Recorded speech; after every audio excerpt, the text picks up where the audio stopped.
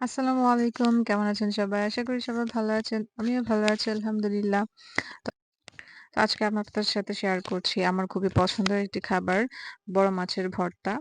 তো ১ম এ একটি কড়াই বসিয়ে নিলাম। কড়াইয়ে পরিমাণ মতো এখন একটু তেল দিয়ে নিলাম। আর এখন মাছগুলা দিয়ে নিলাম। আর এখানে বড় মাছের পেটের দিকটা নিয়েছি। তো এই মাছগুলা এখন ভেজে নিব। যাদের আমার মতো যে এই মাছগুলা খুবই অপছন্দনীয় সেই সেই মাছগুলাকে ভর্তা করে খেতে পারেন।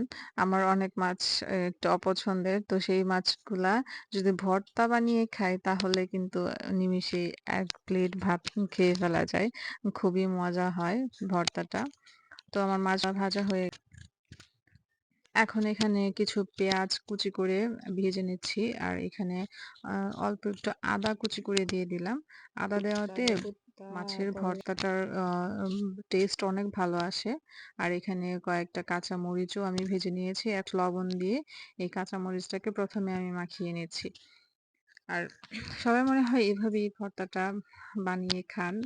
আর আমার কাছে মাছের ভর্তা মাছের তরকারি থেকে খুবই মজা লাগে। তো এখন এখানে পেঁয়াজ আর হচ্ছে মাছটা আমি কাটাগুলা ফেলে দিয়েছিলাম। যেহেতু পেটের অংশ নিয়েছি খুব একটা কাটা নেই। তো সবগুলা একসাথে মাখিয়ে নিয়ে এই যে আমার ভর্তা কমপ্লিট হয়ে গেল। তো দেখতেই পাচ্ছেন অনেকটা লোভনীয় লাগছে। আর আপনারা কে কে এভাবে বানিয়ে খান আমাকে অবশ্যই জানাবেন। আর এই ভর্তাটা নিশ্চয়ই সবার অনেক পছন্দের খাবার। তো সবাইকে অনেক ধন্যবাদ আমার ভিডিওটি দেখার জন্য। আল্লাহ হাফেজ।